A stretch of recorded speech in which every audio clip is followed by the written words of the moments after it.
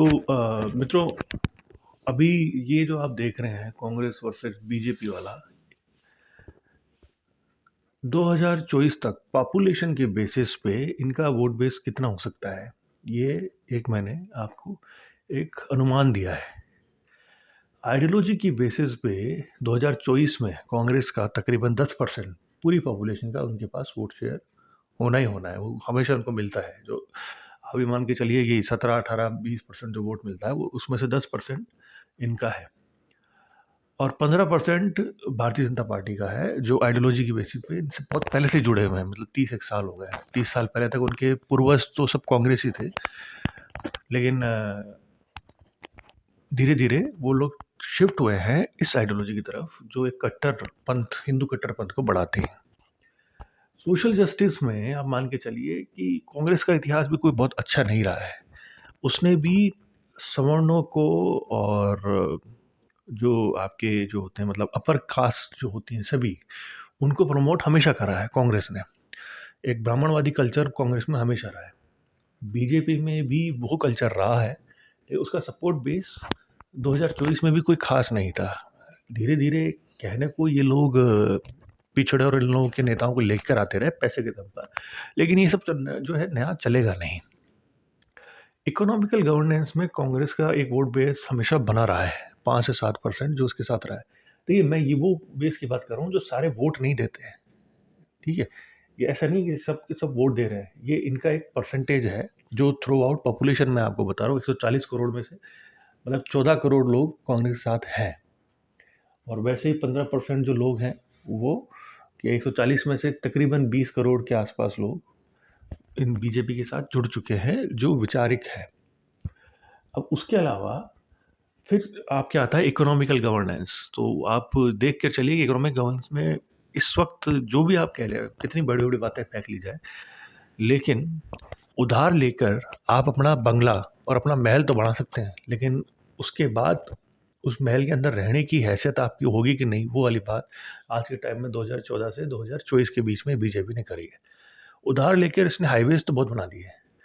World bank से ना दुनिया भर से आपने देखा वो डेटा के उधार कई 200 लाख करोड़ का उधार भारत पे हुआ है। मतलब पिछले 10 साल में इन्होंने उधार उधार लिया है, पैसा ही लिया है बाहर। तो उससे वो कोई सही इकोनॉमिकल गवर्नेंस मॉडल नहीं है। माइनॉरिटी वेलफेयर की बात करें तो 10% के तकरीबन पॉपुलेशन के साथ जुड़ी हुई है। तो आप मान के चलिए कि वही 13 से मतलब 13 से 15 करोड़ के आसपास पॉपुलेशन इनके साथ जुड़ी हुई है कि हाँ वेलफेयर जो माइनॉरिटी वेलफेयर है, कांग्रेस ने ज़्यादा अच्छा करा है, लोगों को ऊपर आने दिया है। बीजेपी में माइनॉरिटी वेलफेयर कभी नाम कोई चिड़िया थी ही नहीं 2014 से पहले, और 2014 से 2024 के बीच में इन्होंने कोशिश बहुत करी, लेकिन इन्हें हर तरह की चीज़ें करनी, इन्हें अपने 15% वोट बेस को हमेशा इंटैक्ट रखना है। इसलिए ये एंटी मुस्लिम्स रेटोरिक्स जो होते हैं ना, स्टेटमेंट, वो इनके नेता देते हैं। जैसे उत्तर प्रदेश के सीएम हो या आपके असम के सीएम हो, जो अनर्गल और बेबुनियाद बातें की जाती हैं उनकी तरफ से, वो एक पैसेज मासेस को जो है उनको एड्रेस करने के हिसाब से किया जाता है। नेबरिंग कंट्री रिलेशंस, इसके बारे में, फॉरेन अफेयर्स के बारे में कांग्रेस का इतिहास में रहा है कि अप्स एंड डाउन्स रहे हैं। और 4 मतलब 5% के आप आसपास मान लीजिए कि एक वोट बेस है जो देता है कि हाँ नहीं, फिर भी कोशिश करती थी कांग्रेस और वो रिजीम पुरानी वाली कि नेबर के साथ रिलेशन अच्छा रहे। दूसरी तरफ एक्सेप्ट 2 कंट्रीज, पाक और चाइना, इसके अलावा इनके सपोर्टर बेस कोई खास नहीं है। मतलब 7 से 10% इनको जो वोट शेयर मिलता है, मतलब जो पॉपुलेशन सपोर्ट है, आप मान के चलिए, वो तकरीबन तकरीबन आपका सिर्फ पाकिस्तान और चाइना के ऊपर ही है। तो इतना बड़ा अमाउंट जो आपका है टोटल, अब आप जो देखेंगे इसको, अगर मैं इसको बताऊं और सब मिनिमम बेयर मिनिमम वाला लेके चलूं, तो 140 करोड़ में से, और ये ज़रूरी नहीं है सारे वोट देते हैं। देखिए मैं आपको क्लियर करूँ, ये सारे वोट देते हैं ये नहीं है, लेकिन एक सपोर्ट बेस हमेशा रहता है पार्टी का। तो अभी तक का जो सपोर्ट बेस है इनका, आप देखेंगे तो 10, 20 और 30 और 35% एक बेस इनका है जो इनको सपोर्ट करता है। वोट देता है कि नहीं वो अलग बात है, देते ही नहीं लोग वोट, क्योंकि परसेंटेज आप हमेशा 60% रहता है। तो 40% वो लोग हैं जो अपनी दुनियादारी में और अपने जीवन को बस जीने के लिए ही जूझ रहे हैं। और वहीं इनकी बात करें और बेयर मिनिमम लेके चलें, तो इनका जो आप लेके चलेंगे तो करीब-करीब 15 से, और ये हो गया आपका तकरीबन 30 से 31%। इसको 31% कर लेते हैं हम, ठीक है। तो 31% वोट जो पॉपुलेशन है वो बीजेपी के साथ है, 35% आपके कांग्रेस के साथ है अभी तक के इन फैक्टर्स में। मैं और आपको बात करूंगा आगे, और इसी के साथ मैं आपसे ये विनती भी करूंगा कि मेरे चैनल को सब्सक्राइब भी करें और ज़्यादा से ज़्यादा लोगों को शेयर करें। कि मैं जो जानकारियाँ दूंगा ये फैक्ट्स, और जो जनरली फैक्ट्स तो मैं नहीं कहूँगा इनको, क्योंकि ये अभी अनुमानित है। लेकिन हाँ, ये कहूँगा कि मेरी इन आंकड़ों से लोग संतुष्ट होंगे। परसेंटेज ऊपर नीचे कर सकते हैं, लेकिन नियर अबाउट इतना ही चलेगा। उसी वो पॉपुलेशन बेस जो एक पैटर्न है सपोर्ट का, मैं उसके बारे में जिक्र कर रहा हूँ। तो पिछली बार आपको 35% कांग्रेस का एक पॉपुलेशन वोट बेस है, 31% बीजेपी का था। अब एंटी करप्शन पॉलिसी की बात करेंगे, तो 10 साल में लोगों का मन जो एंटी करप्शन के बारे में जो बना है वो ये है कि कांग्रेस 10% पॉपुलेशन अब ये कहती है कि कांग्रेस ज़्यादा एंटी करप्शन पॉलिसीज़ पर सपोर्ट करती थी, उनको एंडोर्स करती थी। दूसरी तरफ बीजेपी 2014 से 24 के बीच में one of the most corrupt ruling party बनी है, क्योंकि वो बनाने के कारण ये खुद ही हैं। जिन पर ये आरोप लगाते हैं उन लोगों को जब अपनी पार्टियों में सम्मिलित कर लेते हैं तो इनकी क्रेडिबिलिटी बड़ी शून्य सी हो गई है।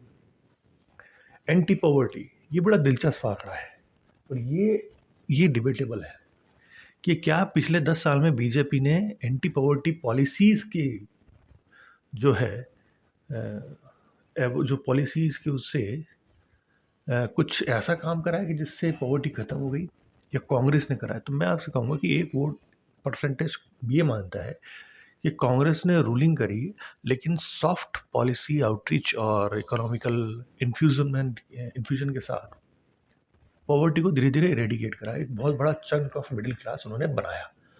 नहीं तो आज से 50 साल पहले जो मिडिल क्लास है वो पहले गरीब ही था, कैसे तैसे सर्वाइव कर रहा था, लेकिन एक मिडिल क्लास अफोर्डेबल लाइवलीहुड को सपोर्ट करने के हिसाब से उन्होंने तैयार करा।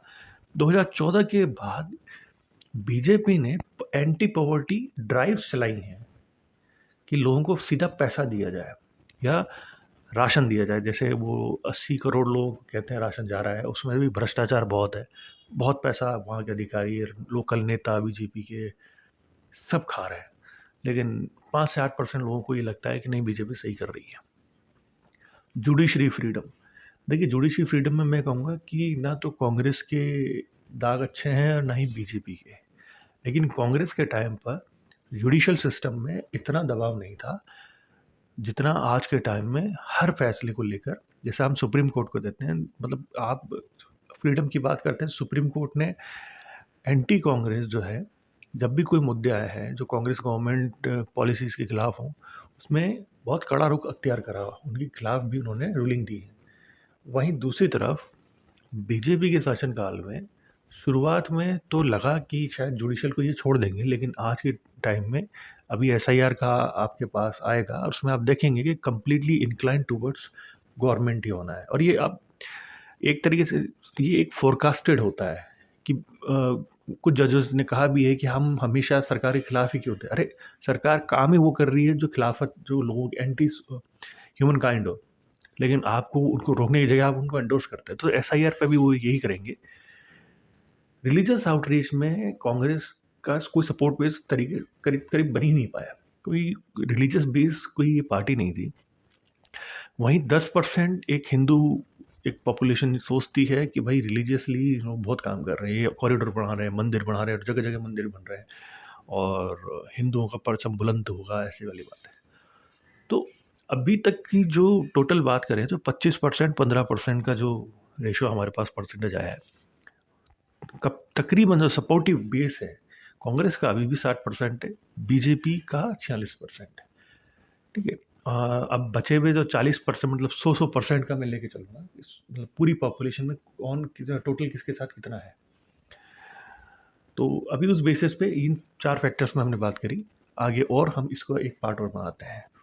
मेरे चैनल को सब्सक्राइब करिए और जितना हो सके आप इसको लोगों तक शेयर करें। जय हिंद, जय भारत।